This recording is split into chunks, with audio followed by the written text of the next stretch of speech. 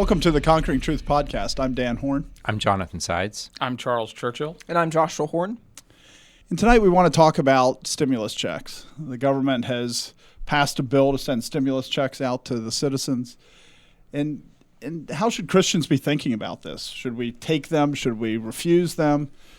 And I think the first thing to talk about is, should the government be sending them? So when you ask a question like that, there's a couple of things that you've got to do. One of them is just say, well, what's the role of government? What kinds of things should the government be doing? And then you have to talk about the thing itself and say, they say that they're giving us a stimulus check. What do they mean by that? What are they trying to stimulate?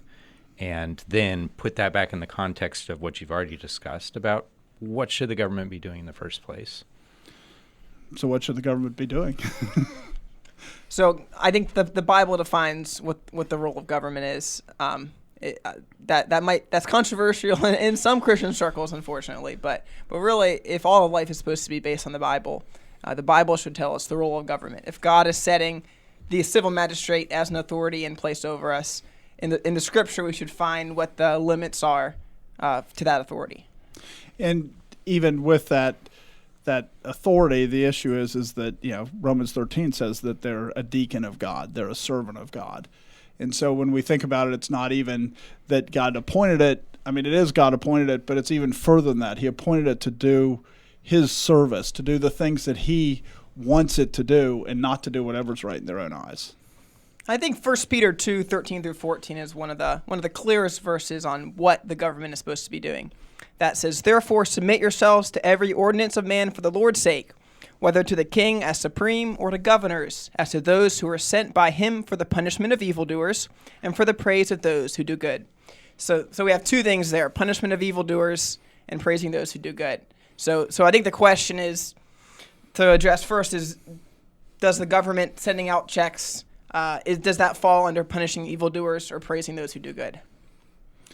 Seems pretty clear it doesn't fall under either of those. Now, and part of this is, as we think of those things, we have to recognize part of the reason that they say they're doing it is because they've done other things, right? They've done the lockdowns. They've forced quarantines. So can you say that the quarantines are somehow the punishment of evildoers? So therefore, I don't get that, but somehow you'd have to tie their first step in because they're doing it in reaction to the first step. That their first step was to lock people down, and because of that, they've destroyed the economy, and so therefore they're going to try to recover the economy. Right, but they're sending it to everyone, whether you're doing good, whether you're doing evil, whether you're doing nothing. It's to everyone. So if it's anything, it's to compensate for the evil that they're doing, in a sense. Right, and it's not even really the evil that they're doing. It's people have been put in a difficult place, and we think we can get a benefit from helping them. It's people have had a hard time, and if we send them money, no one gets mad at you for doing that, and in fact, they're frequently grateful. I mean, it's not there's not a really good argument that flows from what Scripture says a government should do as to why they're doing it.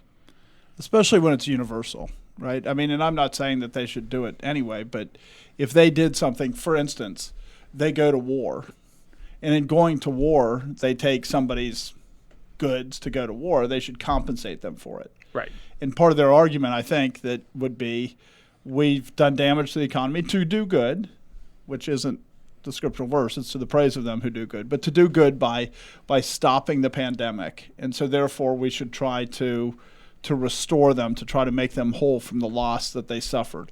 In war, we would see that, right? You go to war and somebody says, we're going to take all your horses. If it's long enough ago to go to war, they would pay them for the horses. They would pay them for the wagons. And that was a very common practice. And so I think part of how they're looking at it, how they're justifying it might be a better term, is they're saying we're making whole people that we damaged.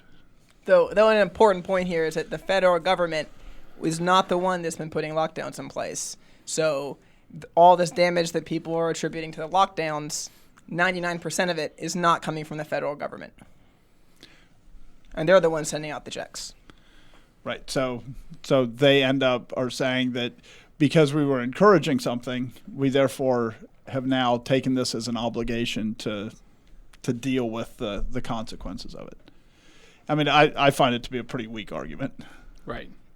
I mean, it's in a real sense when you look at what's been going on. There's a part of it where the coronavirus came from the hand of God, and the coronavirus is, I mean, no matter what, it is a judgment of God. You could argue what it's a judgment of, but in the sense, judgment really just means decision. And so, I mean, it's the decision of God. God says this is an equitable thing to do to people. God is a good God. God is not unjust. And so God is saying this is worth doing to people. This is what he wants to do.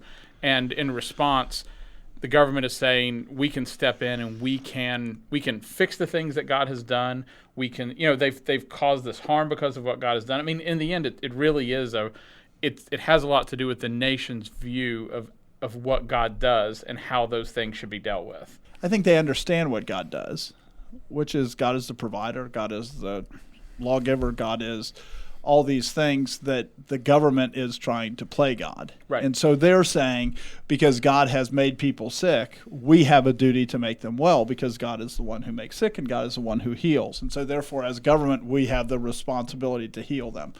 Because they've lost their job, we have the responsibility to provide for them. Right. And so the government in doing this, I think it more starts rather than making somebody whole, which seems to me that there's a legitimate case that you can argue that there's times to make people whole. But instead what the government is actually doing is playing God. So, Dan, you say that this is the government acting as God. They're playing the role of God. Can you unpack that a little bit? Exactly how is it that by the government mailing a check, they're being God?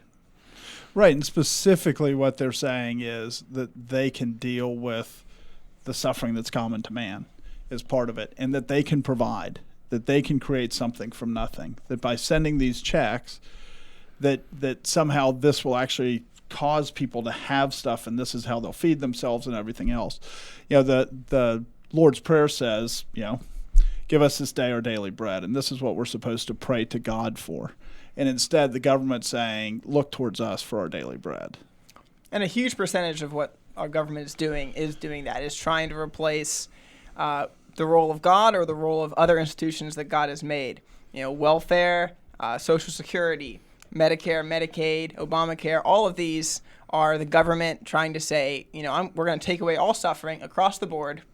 And you look at some of those areas God designed for the family and the church to do it. Areas where there's a lot more accountability, where you actually know the people. It's not people in Washington making rules to try to apply things to 300 million plus Americans. It's a church of 100 people saying, how can we minister to the people we know in our community? And if you go back to what Peter wrote, is that it's about constraining evil. It's about stopping evil. That is not that much of the government, and especially not that much of the national government. The national government, you could say it has a role of national defense to stop people from coming in, but everything else it does is really against Scripture. And it's really important because when it does something that's against Scripture, like Medicare, where it's saying we're going to provide for people, that we're going to provide health care for people, what it's saying is that people should applaud the government for doing that. And so it's stealing glory from God. And God is a jealous God. And so our government wants people to worship it, which we've seen a lot of that over the last, over my lifetime, but it's increasing rapidly where people are looking towards even the attack on the Capitol. Yes. The response to it is related to people worshiping the government. Why is it that much worse to attack that building than it is to burn down downtown Portland? Well, it's worse because you touched the God of America. And so when the government starts to do things that it hasn't been given the right to do, it's stealing glory from God. And God is a jealous God. And as a nation, we should expect judgment of God when our nation wants to be God, when our government pretends like it's God. Right. There's a part of it where the attitude is, this can be true of even things like insurance. This can be true of a lot of things. There's a part of it where a person says, God could do these things to me. And I want to protect myself from the wrath of God. And so there's a part of it where, in a sense, when you see government and the attitude of it is the people band together to protect themselves from the judgment of God. And I'm not saying that this is always the heart desire of something like that, but I'm saying it very easily can be. It would be like a child trying to do something like for spanking insurance. You know what I mean? We'll all get a light spanking rather than one of the children getting 5 whacks. Right, Each one of the 5 will get 1. Right, and you distribute the punishment. Right, and there's this part of it where if you're God and you look at a people and they're doing this, I mean, God says, if I'm going to judge you, I can do whatever I want.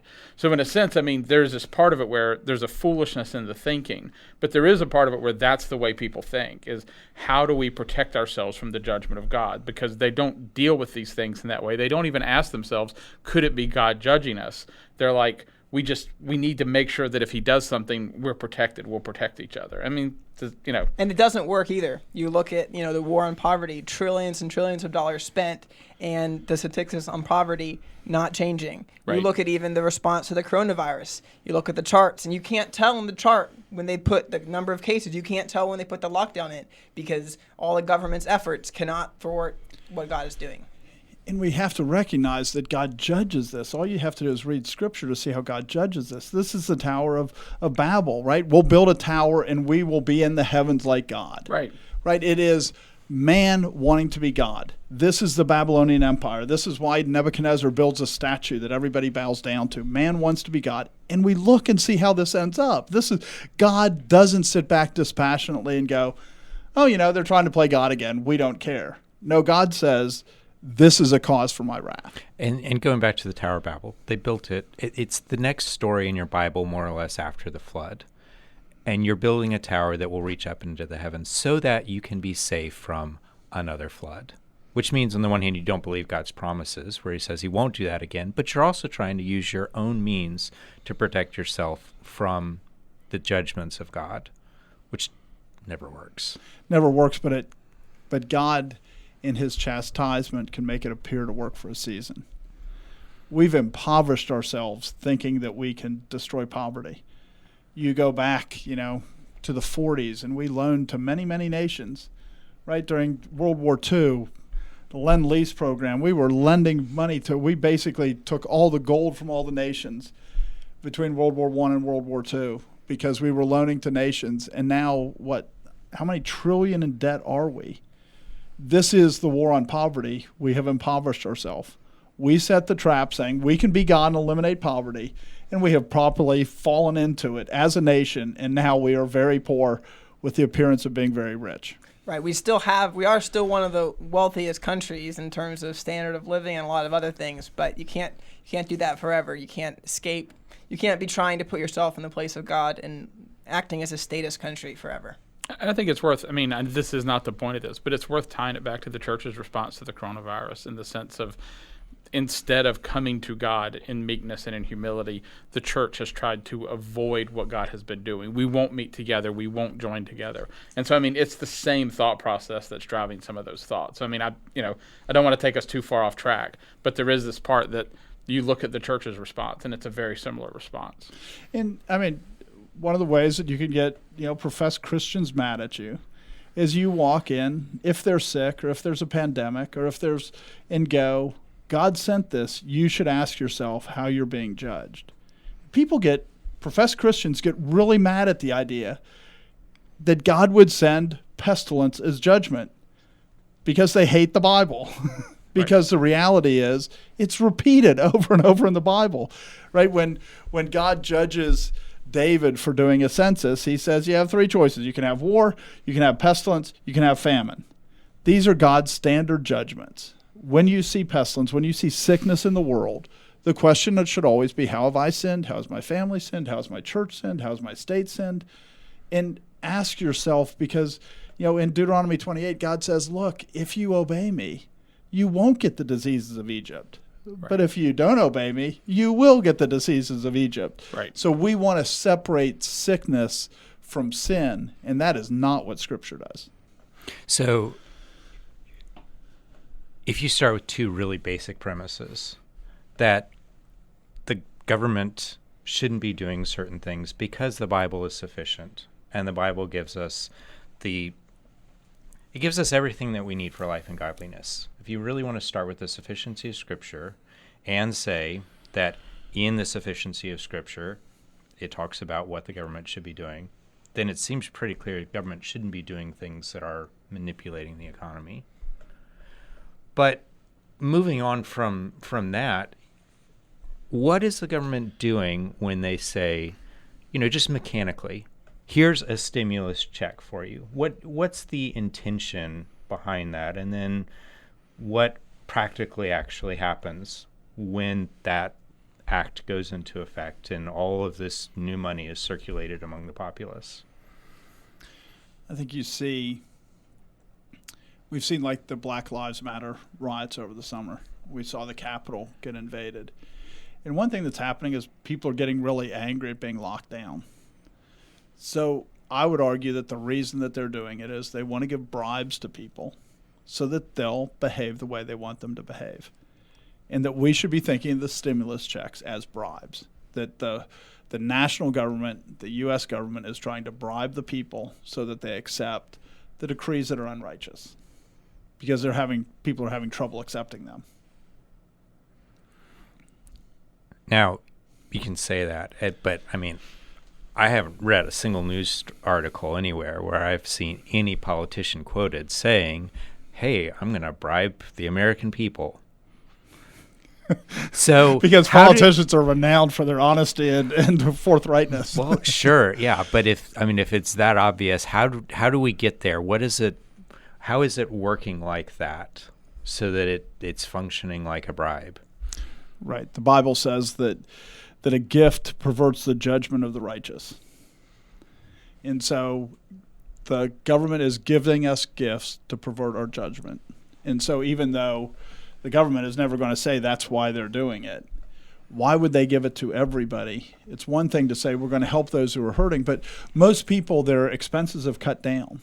Right? You don't have to commute. What's the average commute? Like 42 minutes or something. Last time I read, which might be 10 years, 20 years ago, but it's like 42 minutes each way. All of a sudden you stay home, you have a lot of extra time. All of a sudden your expenses, you can't travel. You don't need extra money except for the 16% or so that lost their jobs to begin with. Everybody else is actually financially better off.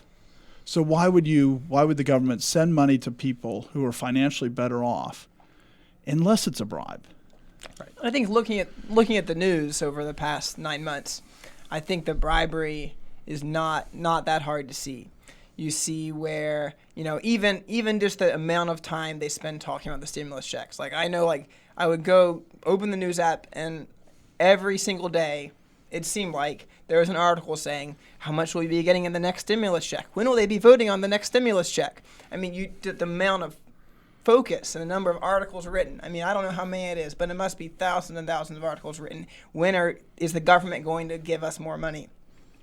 And then even, they're saying, the Republicans lost Georgia. Why? Because they wouldn't give $2,000. They only gave $600. You look at the number of conservative people saying, well, they gave this many million to all these foreign countries and only $600 to me. I mean, that's bribery, saying, well, I don't have a moral problem with what the government is doing with all the trillions of dollars they're spending. I have a problem that I only got $600. I think especially Biden was, President-elect Biden was very forthright in what he said when he went to campaign in Georgia, which is if you don't vote for these two Democrats, you won't get your $2,000 check. I'm not sure how you can make a statement that's not more obviously a bribe than that statement. That's right. What he said to them. You vote for these people, you will get a $2,000 check. You don't, you don't. It seems very clear that it's bribery. I mean, it's been one of the first election cycles I remember, and since the bailouts that happened, under George W. Bush, that where on the Republican side, where there were people really promoting the sending of money to individuals. I mean, it's been something that's always been a no on the Republican side. And now this is the first real election cycle where you've seen it promoted as we should do this and we should keep doing this and this is a good thing and maybe we should give more money. And so, but it is one of those things where honestly in my head, anytime I hear the government talk about it, my thought is I think a lot of people do, it's just politicians buying votes. And so there is a part of it where that's always bribery. Anytime the government decides we're going to spend the government's money on you so you'll think better of us, that's what it is. And you just said something, right? the government's money. Right. What money does the government Right. have? Exactly. It's always the people's money. Or it's the not. government has no money. Or the it's government has right. negative. The trillions government of owes dollars. money, so the government doesn't have money to spend. So the money that we get when we get a check, where's that value? Where's that wealth coming from? So, I mean, that's really what we're talking about. It's not like the government has got some big vault somewhere where they have piles of money Fort Knox has been empty a long that time. they go into with wheelbarrows, and then they come out with those wheelbarrows and start shipping. You know, it's not like that. There's nothing physical going on. For many people, they don't actually even receive a paper check. They're just getting an electronic adjustment in their bank account with direct deposit. Some people are getting a check, but you know, where's that coming from? Literally speaking, where's that coming from? It's being invented. Somebody's just saying, hey, there is now this much more money in the money supply. And that's it. That's all that's happening. And it's drastic. It's really drastic. I mean, the amount of money that they're printing. I mean, if you look at a chart of how much money is in all the banks, which if we had a fair currency would stay flat. I mean, it goes up dramatically. And you look at, 2020, when there's a $3 trillion deficit, you see a big spike. So the amount of money that is out there is going up. And that means that all the money you have is losing value. Because if there's $100 out there and suddenly they put $1,000 out there, now all your money cannot buy the stuff that it could buy before. Why is it that all of a sudden there's all this more money out there that's available for people to use? And one of the stated intentions of a stimulus check is we can stimulate the economy by injecting a whole bunch more cash into it, even though it's not cash, it's just ones and zeros. We can give this to people so now people can go out and they can buy goods and services with it and keep the economy going. How is it that that's a problem? The issue is that it's inflation, and there's lots of discussion of what inflation is, right? Inflation is you have X number of dollars and you blow the balloon bigger, you inflate it. So if there were 3 trillion out there and you print 2 trillion, you have 60% inflation, 67% inflation. And it is expanding the amount of money. Now the reality— Doesn't that mean we can just buy more stuff? No, because the reality is that money is representing value. And when you increase the size of it, the value doesn't increase. It doesn't produce anything. Production is what produces things. Work is what produces things. When all you're doing is sending bits and ones and zeros to change somebody so that they have $600 more than they did before, the reality is that the underlying wealth hasn't changed. So you now have more dollars chasing the same underlying wealth, which means that the price of everything goes up. It's basic supply and demand. So that first dollar that's spent, when the government prints it, if you have $1,000, that first extra dollar is still worth the same as those $1,000. But by the time it floats around, it's absorbed, and now the value represented by that $1,000 is now represented by $1,001. And if you do that with $1,000, that first time you spend it, everybody receives it, and they think they got full value. They think they got $1. But after a while, after the whole 2000's in circulation, you'll have 50% inflation because you doubled your money supply, or 100% inflation. And so now all of a sudden it takes $2 to pay for something that used to take $1. Now, a lot of this has been hidden in our economy because our productivity has been going up.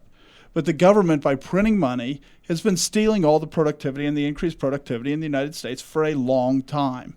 Because the inflation, what it should be is if you have a fixed number of dollars and your production goes up, those dollars all become worth more, but they become dramatically worth less. I think we have a graph that shows from the times, I think it's from 1950, of how much a house cost. And in real dollars, if you take it and eliminate the inflation, it's about the same, but you see it skyrocket. It's gone up from I think $5,000 or something like that to $150,000.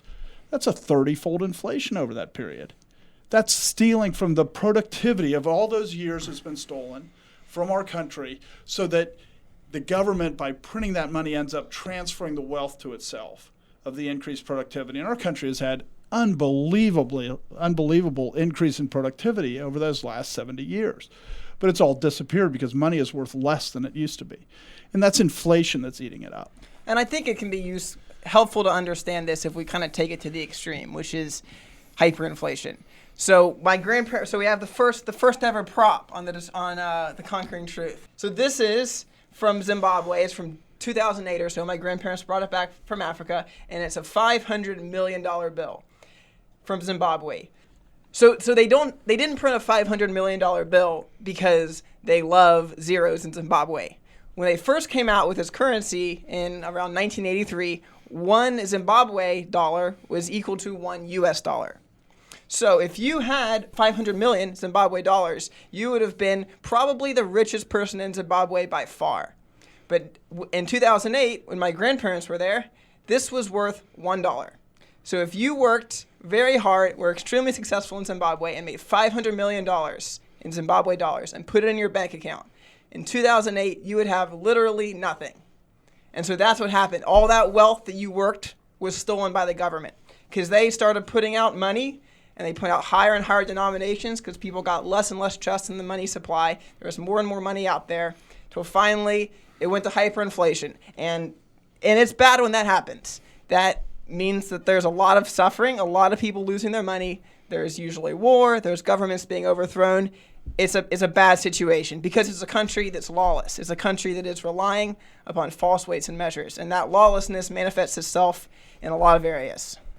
And it's, when we think of what governments do in terms of, punishing evil, one of the most basic ways that evil is to be punished is to have true weights and measures, right? I think it's in Hosea that it says that they can't wait for the Sabbath to be over because as soon as the sun is set, they'll go out and they'll use two different shekels or two different weights, one for buying grain and one for selling grain. And that's diverse weights and measures, right? It says in Proverbs 20:10, diverse weights and diverse measures, they are both alike an abomination to the Lord. How many people think that ANSI, which is American National Standard Institute, is one of the biblical parts of the U.S. government? Most people don't think that, but it's the one that says a foot is a foot, a mile is a mile, a pound is a pound, a pound is a pound, an ounce, when they have ounce on their, on your little bottle, that's ANSI that said, this is what it is. ANSI is one of the few parts of the federal government that is actually biblical. Right. But what they don't say is a dollar is a dollar. What they don't say is a dollar is a dollar. Because what they say is, we can use false weights and measures, but we're going to stop everybody else from doing it. But the reality is that is part of what God's judgment is because it is an abomination to the Lord. Right. We even forget what a dollar is. A dollar was the common currency at the time of the Constitution being written. It was the Spanish currency, and the first thing they did after one of the first things they did after approving the Constitution was go out and collect a bunch of Spanish dollars, weigh them, and say a dollar is X amount of weight of gold and X amount of weight of silver. A dollar is a weight. Right. We look at a piece of paper and we think this is a dollar. No, a dollar is a weight. What does that have to do with a piece of paper? Well, what it has to do with a piece of paper is false weights and measures. Right. So this is fiat currency that's based on nothing real. Because they did have dollars where, your paper bill represented an amount of gold in the bank. But for a long time, that has not been the case in the United States or in basically no other country in the world. And, there are always ways for them to play with the money supply and do literal false weights and false purities of money. But recently, in the grand scheme of things, they've come up with this new way where they're just giving out pieces of paper and saying, if you don't accept this as valuable, we're going to throw you in prison for tax evasion. So because you won't accept a false weight and measure, we're going to constrain evil. But it's not evil because the false weights and measures are evil. And woe to a people, woe to a nation, woe to those who call good evil and evil good. And when we say, we will point a gun at you and we will arrest you if you refuse to accept this piece of paper and call it a weight, that is something that we should expect our country to be judged for, and we are being judged for it. We shouldn't deny it. It's very obvious we're being judged for it, as our wealth is being taken away by the government. I mean, we should expect in our lifetimes, at least for the younger ones of us, it's very likely. Thank you, Joshua. It's very likely that I can put a 500 million Zimbabwe dollar on my wall, and right under it, a $500 million US dollar bill on my wall. I mean, The numbers are complicated, and some of the reason is because they want to hide it. But, in the fiscal year ending in September 2020, I think they spent $6.6 trillion, but only got in $3.3 trillion. And you look at the amount of money, and that's like 20% inflation. So all of the money that you have in the bank will eventually lose 20% of its value based on what they did in 1 year. Which is pretty big. I think one of the things that's important is, so some of these concepts, they seem complicated. And part of the reason why they seem complicated is because they don't teach them in school really anymore. They used to teach them in school. They're not, the church really doesn't have, the church doesn't emphasize critical thinking skills. I mean, so one of the things, we'll try to have a link to a video below in the, below this episode. Yeah, to actually have about, if you want to learn more about like money issues and monetary policy and how inflation actually affects things. The other way is one thing I think that's useful is if you think about it from the perspective of at your job, it would be very much like if an employee put in that they worked more hours than they actually did. Imagine if every week an employee could put in that they worked 40 hours and they didn't work 40 hours. And the next week they could put in that they worked 80 hours. And the next week they put in that they worked 120 hours. There'd be a point where bosses would start paying less money for every hour that you worked, and you would start chasing each other. I mean, this is basically the same concept. And it's what happens when a person lies and says they work more hours than they should. So, I mean, some of these things, they actually happen all the time around you, and even people are involved in them. But they're not ridiculously complicated if you understand the concepts. So when the government goes and prints a whole bunch of money, and they have money out there already, when they spend that first dollar, they say it's worth the same as what's there. But they actually know they've already inflated the currency. They know it's not worth that. And yet they're deceiving the American people by paying with money that they know they have devalued, because they've already printed the money. They've already said this is how much money we're going to print. And so they're devaluing it, but yet they're giving it to people saying it has the same value. We should just recognize how evil this is. And we should recognize how much the church loves it. Because the reality is when you do this, the biggest thing that most people have in their lives in terms of financial is their house. And so if you have like when I was growing up, my parents had a very nice house. We had a $16,000 house. And, that house now is worth $300,000. But if you had $16,000 mortgage on that house and you didn't pay the mortgage off, you just paid the interest, you got a free house after 50 years. Because that house is now worth $300,000, you still just pay $16,000 for it. So by inflating it, if you embrace debt, then inflation all of a sudden means that you're not paying back what you owe either. You're only paying back a fraction of it because the government has said false weights and measures are fine. So the American people accepted and embrace that it's fine to have that mortgage where the inflation makes that money worth a lot less than it used to be. You get a big raise, and now all of a sudden, right, when they do mortgage loans and stuff, the first thing that they do is say, how much can you do now? Because if you can do it now, you probably won't have any problem paying it off because they know the inflation, that Right. the money will be inflated. But like Joshua said, if somebody else had $16,000 in the bank and they held onto that $16,000 in the bank, they couldn't buy a house. And, their money, their value would have been stolen from them by keeping that money in the bank. And so, it's right. So you can see really easily why this would be an abomination in the sight of God. Right. And so now let's get back to the stimulus checks. So Yeah, how does this tie? So getting back to the stimulus checks, just summing up everything, more or less, if I understand your explanation, what you're saying is that the amount of value that's out there that you can use money for to purchase, goods and services, things that you want, things that you need, is going to more or less remain static overnight. Mm-hmm. It changes over time, but overnight it's not changing. And now we're going to throw a whole bunch of money at that at some point, maybe very quickly, the market out there is going to understand that there's a whole lot more measures of value, meaning dollars, but there's not a whole lot more things of value. So eventually you're going to see prices rise. So here's what I'd say. It doesn't sound like you're actually stimulating the economy when you do this, because the economy is just what's out there that you can buy and sell.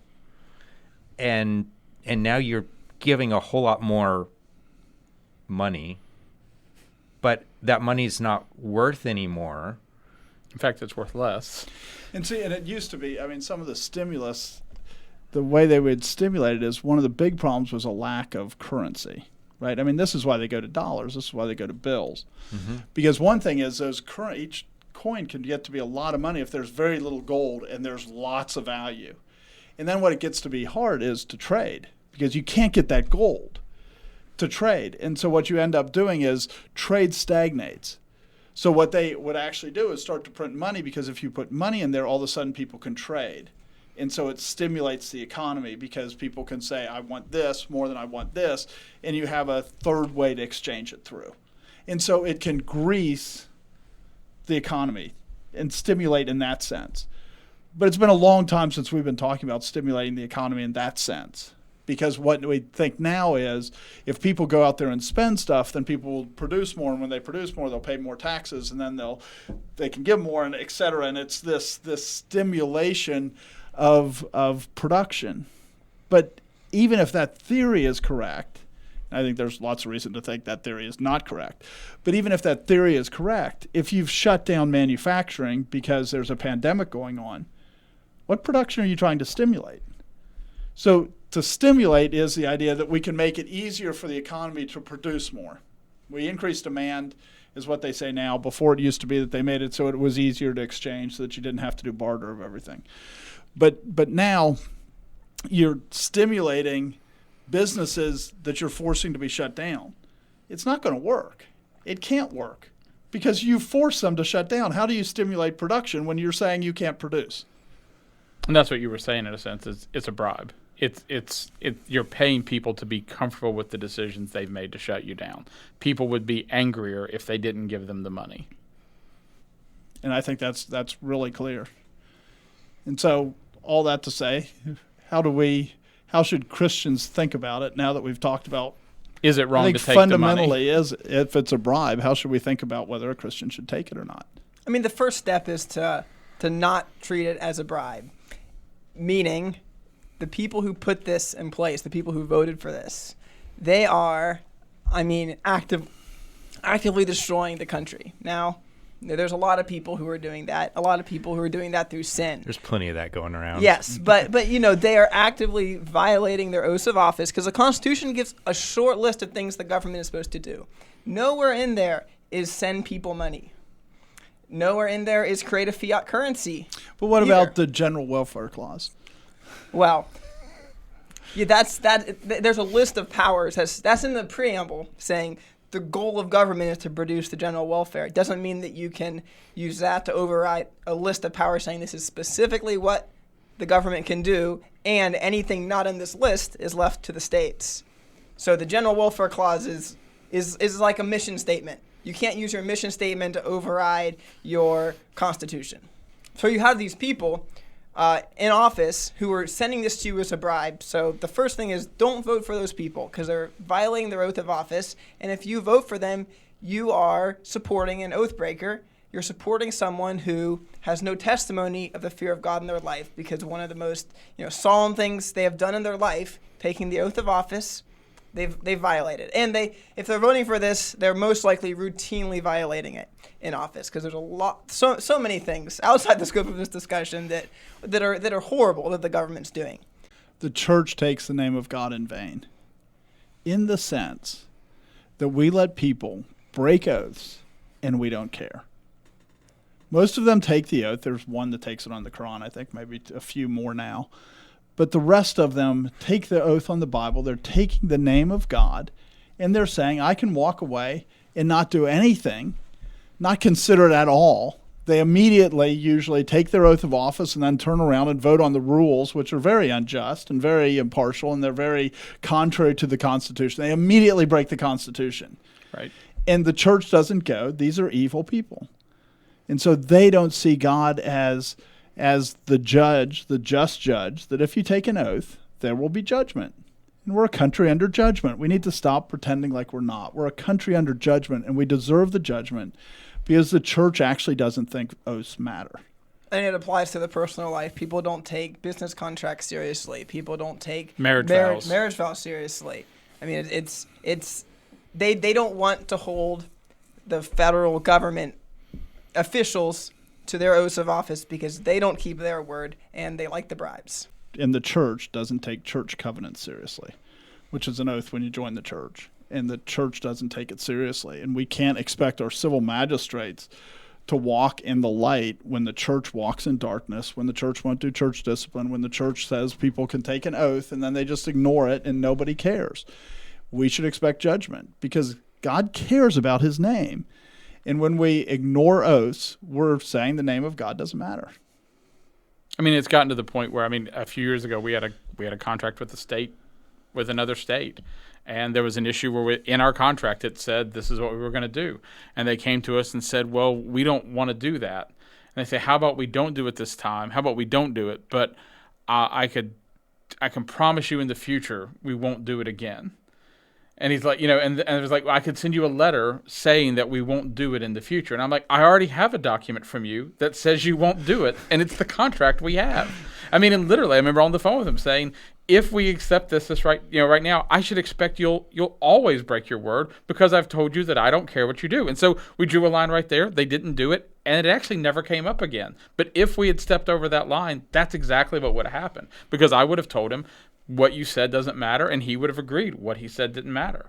And I mean, in the church, and that's what you're saying is in the church. How many times does someone in the church, something happens, someone gets caught in sin, and that people in the church go, well, I mean, and we need to recognize the seriousness of this. I mean, after Saul dies, David sees people dying in Israel, and he goes, "Why are these people dying?" And he goes to the Lord, and the Lord says, "They're dying because Saul persecuted the Gibeonites."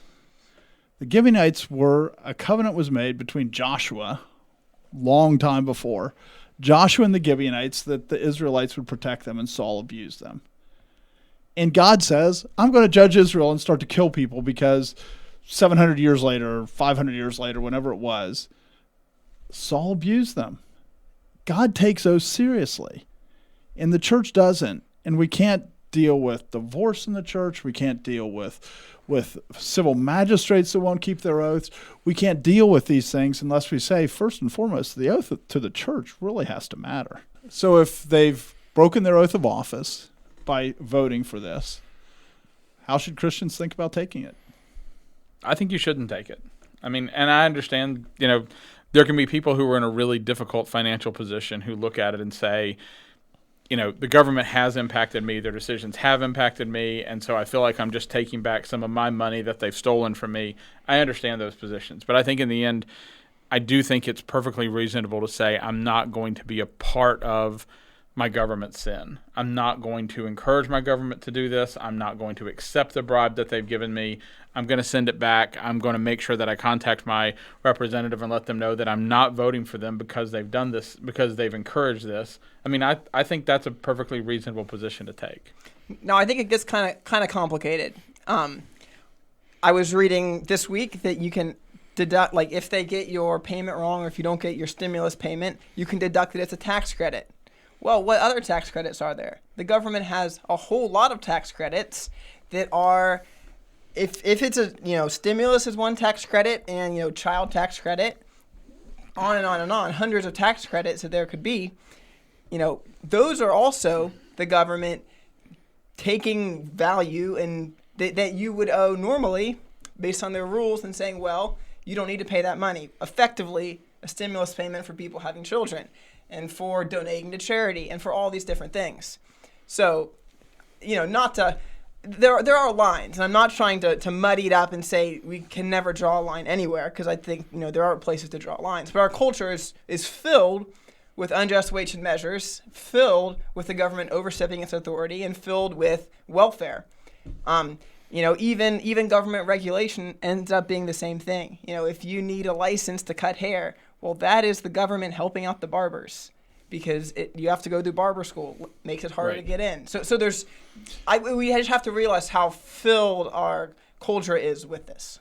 So I do have a question related to that, which is, the child tax credit, going back to 1 Peter, right? It's to reward those who do good. The child tax credit, the government is saying it's good to have children. So couldn't that be interpreted as a reward to those who do good? the deduction for charitable contributions, which is very different than a tax credit. Because, I mean, a tax deduction is very different than a tax credit. But the tax deduction for charitable contributions, couldn't you say that's a reward for doing good? I'm not saying I'm for these things. I'm just saying that you could say a man that was a righteous man could be taking that verse and interpreting it that way, potentially. Is there an argument for the stimulus being in that same category as a reward for those who do good? I mean, I think that's harder. And I would, one line that I would draw is if we're talking about tax credits, where you are getting money from the government that you did not give to them, effectively. I mean, there's different terms, and like if I send the government no money this year, which for almost half of Americans is half of households pay zero taxes. So I would say those people you should not be taking money from the government. Now, I think it's a different question. It gets more complicated when you, like, let's say I paid $5,000 in taxes this year, and so I'm not going to get money back, more than $5,000. But if I take $2,000 of stimulus, now I have only paid the government $3,000. So, and I think a good argument could be made to say, well, you know, if you add it all up, I am still paying a bunch of money to the government for them to use it for wicked things, and so for me to take this money could be okay. I think that's a good argument could be made. You can add on to that, if I know I have $100,000 sitting in a bank account and that money is inflated, or I have money in bonds, or, you know, all kinds of different areas it could fall into, I think you could say, well, this $600 is just a tiny fraction of the money they stole from me by this particular bill. It becomes kind of a prisoner's dilemma sort of situation. If we all gave the stimulus checks back, if we all applied it towards the national debt, then we would all be in the same boat. Though if you look at the actual bill, you know, this is, you kind of get this is another level of the bribery. The $600 is like a small percentage of the bill. So even if we all gave our $600 back, we would still be that 20% inflation. You know, that would now only be 18% or something. So it still would be, you know, a lot of money being taken from us, even without the $600. But I do think it's valid. I mean, so one of the things that we talked about is if this is a bribe, and what a bribe does is it perverts judgment. One of the hardest things for a person to do is actually be honest with themselves about whether something is perverting their judgment, just because that's sort of the nature of the beast. And so, I mean, there's this part of it where you think about it. You go to a restaurant and something bad happens with your meal, and you get angry. Like the restaurant has done something really bad. And then the person comes over, and it doesn't take much. It takes very, very little. I mean, if you think back over yourself, how little does it sometimes take to remove your anger? And I'm not saying you should be fundamentally angry at restaurants, but I'm saying where you say, you've done me wrong, and obviously you go, oh, well, I mean, that takes care of it. A free dessert? Oh, yeah. Right. And so there is this part of it where, I mean, I do think so if you set aside everything else, if you set aside how much you're paying to the government, how upset would you be with the government's actions and their injustice without the money? Right. And I have not been in favor of stimulus, you know, for forever. But, you know, I can even feel they're sending me money, even though I know money is being taken. You know, I know I'm not gaining anything by this money. You know, I can feel the attraction of, well, if I take this is money. This is great. And I mean, a friend of mine works at a car dealership, and he said after the stimulus checks came out, that car dealership had their best month ever. No other month was close to it. We look around and building of houses is booming. And we should think about that, because that means there are people who may never have had a new car in their life before. All of a sudden they have 2 kids and they have 2 adults, and what was the previous one? $1,500. So they have $6,000 and they can go buy a new car for the first time in their life. They have money for a down payment on a house. And every time they drive that car, every time they go into that house, they go, this wouldn't have happened without the stimulus.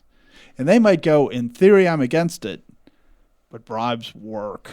Right. And we should be really careful, because bribes work. Even the righteous man goes, you know, this is a nice car. I never would have gotten this except this bribe. And they don't call it a bribe. They call it a stimulus check. The stimulus check I got from the government. Right. And in the end, you start telling yourself a set of stories of who really got hurt.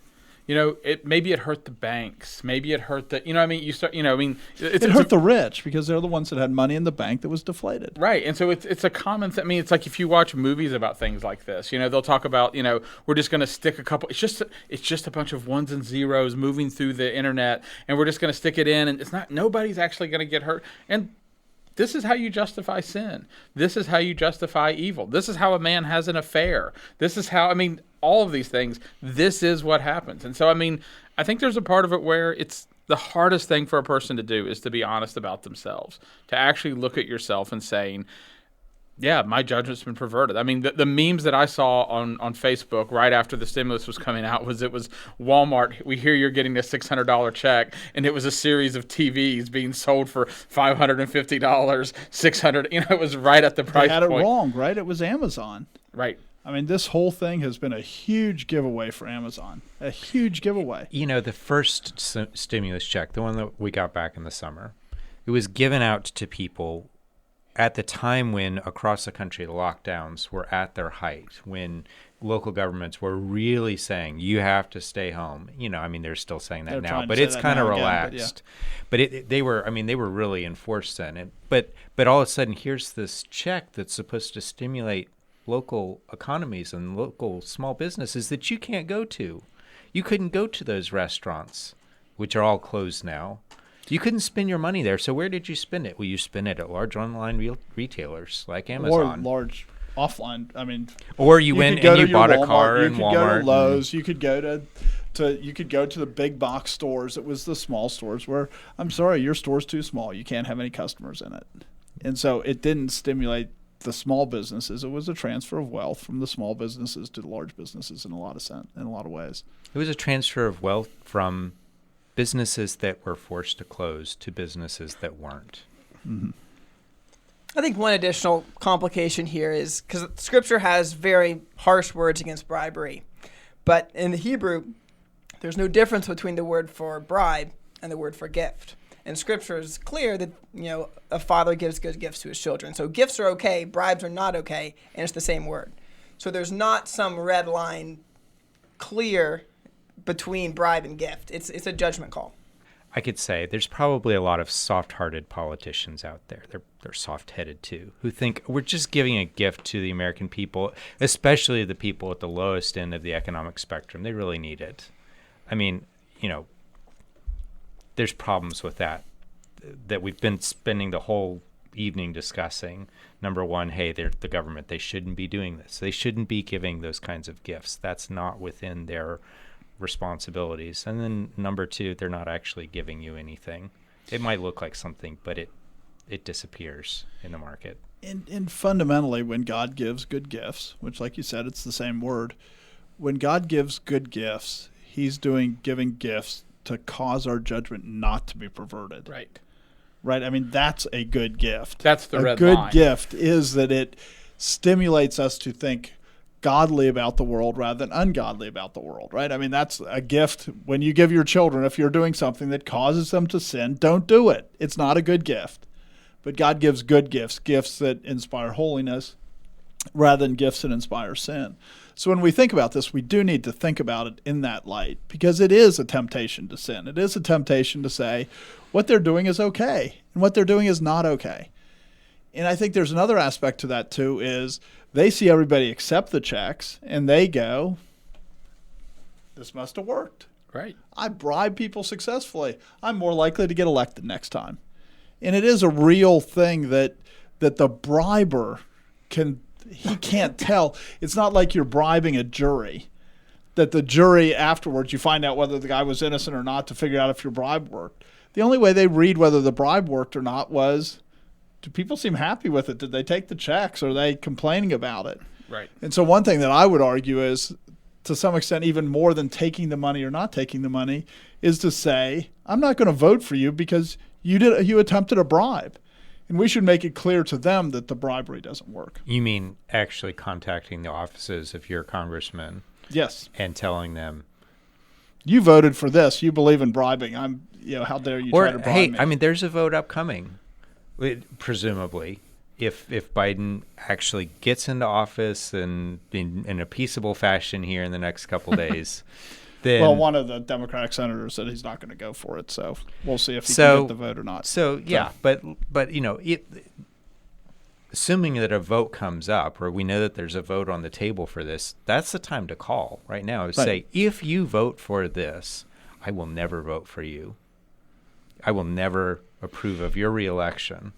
And the church needs to stop acting like it doesn't have responsibility in the matter, because the church is the light of the world. It has to be the one saying, don't take bribes. It has to be the one saying, you understand when you take bribes, your judgment is perverted. And I do think there's some legitimacy to what Josh was saying, so I'm not eliminating it entirely. But of the idea of, I paid all these taxes, why shouldn't I get some of my own money back? Which is a summary of what he said.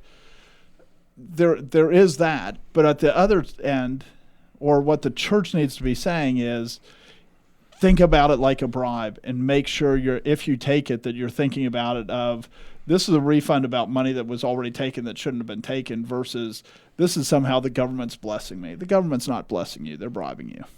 So there might be people out here listening to this who, they don't pay federal taxes. They're not going to argue that they can take and get their money back. So we're telling them to not take the money. And there are people out there who have lost their job, and maybe they're homeless because of losing their job through the shutdowns. So what are we saying to them? How can we justify to them, don't take this money? The government is not your provider. God is your provider. If you walk in righteousness, God owns the cattle on 1,000 hills. If he gives you a cow, he gives you the real cow. He doesn't just make fake cow for you, right? I mean, he doesn't inflate stuff. He can actually make value.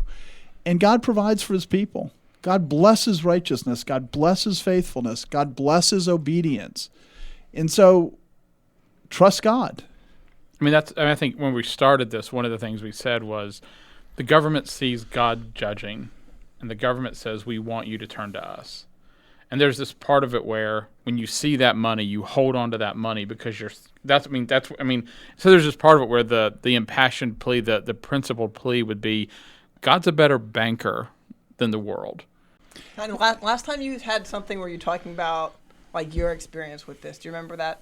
I think so. If you could do that, I thought that was pretty Make good. up that story again. I do remember specifically, in my own life, there was a time period where, we had medical bills, my daughter had been burned. We went into I just don't know how many medical bills we had. And basically I'd come to the point where I basically decided I'm going to be poor for the rest of my life. And I think and God actually brought me to a point where I actually made peace with the fact of, I'm going to be poor for the rest of my life. This is what's ahead of me. This is the work I have. This is what I'm going to do. And I'm going to take joy in this, and I'm going to take pleasure in this.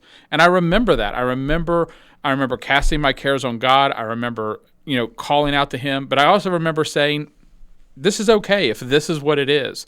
And it wasn't very long after that. It was a very short time after that God moved things. He began taking those debts off of me. He began making ways for me to make more money. And not small amounts more money. I remember going from, looking at $1,000 extra in a year being a really big thing to, $10,000 being much more.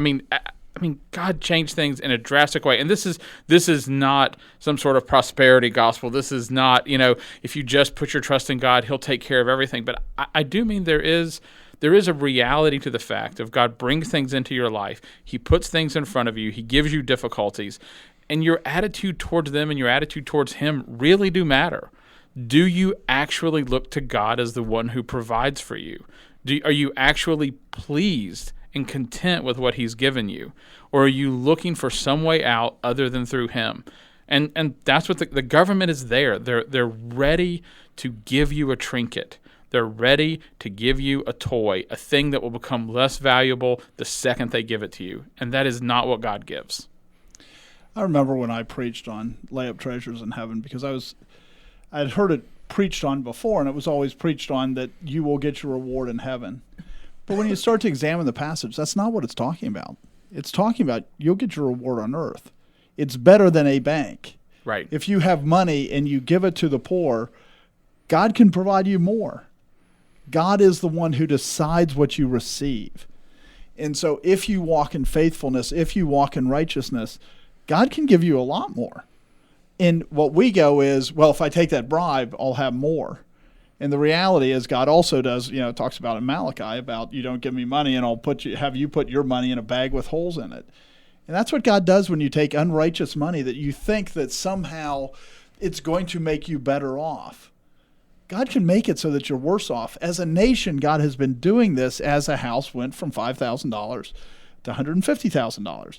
God does this. He makes us put money in bags with holes. When we say, we'll get rich, we'll just inflate the currency. No, we just get poor. And we did a war on poverty and we've become poor as a nation. And we think that if you trust God's word, which says lay up treasures in heaven, don't trust the money God will provide, then all of a sudden we think we'll be poor. Well, guess what? God's proven it the other way. Why don't you try God and see if God does it? God does what he says. And this is the nature of idolatry. Is the people who follow after idols, they go into them because they believe they'll bring them prosperity. They believe they will bring, or they'll remove evil from their life. And so there's this part of it where, when they go by the house of false worship, and if you look, the world says this is how you become wealthy, and they want to tell you how to become wealthy. They want to tell you what things. And as Christians, we believe that all means are God's, that God is in control of every secondary mean. And there's a point where you ask yourself, do I really believe that? And I remember going from there was a point where I looked at what I did causing a deal to close. And there's a point where God looked at me and said, do you understand? Do you really think fundamentally that it is purely your striving Trust that makes me, I never thought that. But there is this part of it where it's you can be that foolish, you can be that deluded into thinking that it's all purely your striving that causes these things to happen. And when God's disciples, right, when they come to Jesus Christ and say, teach us how to pray, he says, pray, give me this day my daily bread. We should daily remind ourselves. This is one of the reasons we give thanks at meals, is to remind ourselves, yeah, we labored because we were commanded to labor, but it's God who gave the increase. And if we forget that, then we go, well, this $600 stimulus check will make me wealthier. And the right answer is this $600 stimulus check will make you poorer.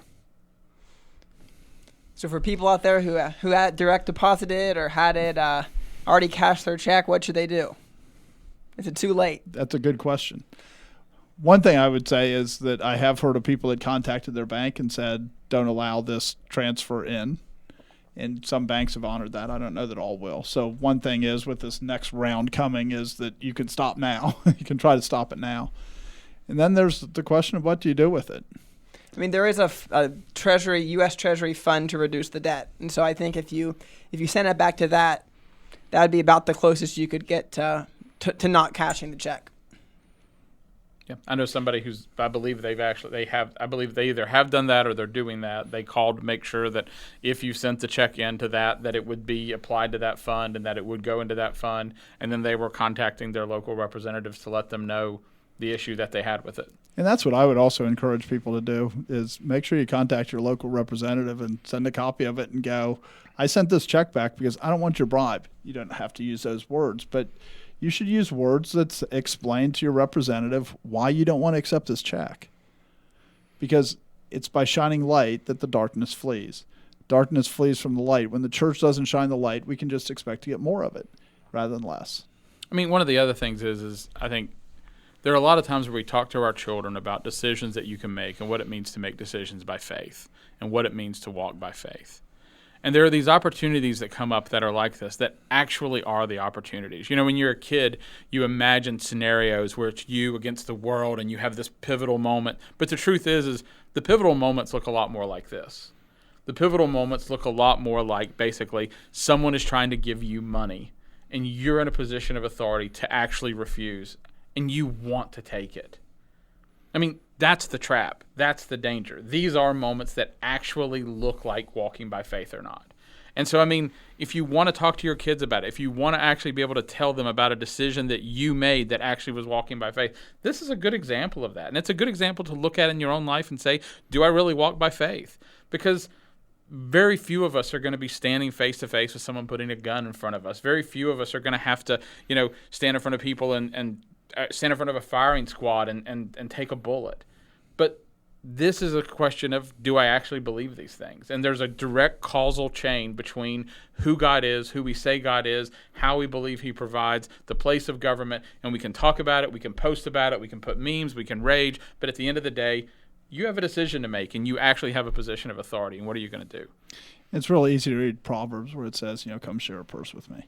We'll go and rob people. Come share a purse with me. Right. But the reality is all Americans are being told that. Come share a purse with us. We're going to rob the people that have wealth, rob the value, and we're going to share the purse. And the person who shares the purse with the thief, they don't get richer. They just get the judgment of being a thief with them. So we should just be careful. And I understand that there's other considerations about the taxes you pay and the depreciation of your currency and your value and all that stuff. But in the end, the government is whispering, come share a purse with me. And we should be really careful. I mean, one other thing that's really relevant, too, is if you are poor, if you are struggling, you should go to your church. I mean, if you do not have money to put food on the table, if you don't have money for clothes, you should go to your church. That was one of the things that I was thinking about is when there were times I had to go to people when God brought me low, and I had to expose my need to them, and it was humbling.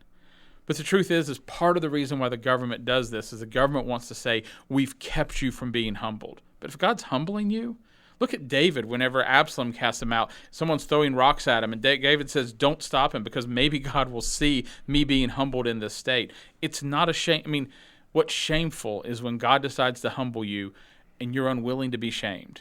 You're unwilling to be humbled by his hand. And God is merciful. I mean, so I think there's this part of it where some of these things going on that we've kept the church from doing what the church should do.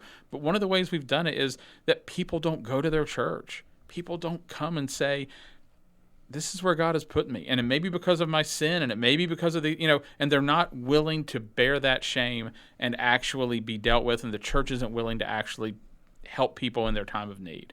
But I think that's something that actually needs to happen. And God says there'll be food in his house. God says he'll provide. He has the cattle on 1,000 hills. He doesn't have any limit of resources.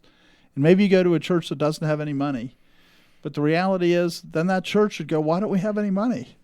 And we want to think, and maybe it's they went and got a mortgage and they're spending money on things that God doesn't approve of. But that's a blessing to that church too. Because it's not a lack of resources of God. It's never a lack of God's resource. He has everything in his hand. And so it's always what God is choosing to give resources. If he's not choosing to give you resources, you should be asking the question, why? You should be asking him. I mean, you should be asking God why. And like you said, you should be looking at yourself, but pour out your cares to God and actually look at yourself.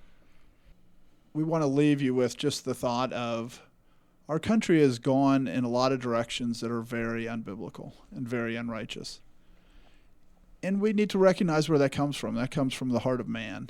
And that comes from men, and especially the church, that doesn't want to listen to God's ways and wants to choose to go its own ways.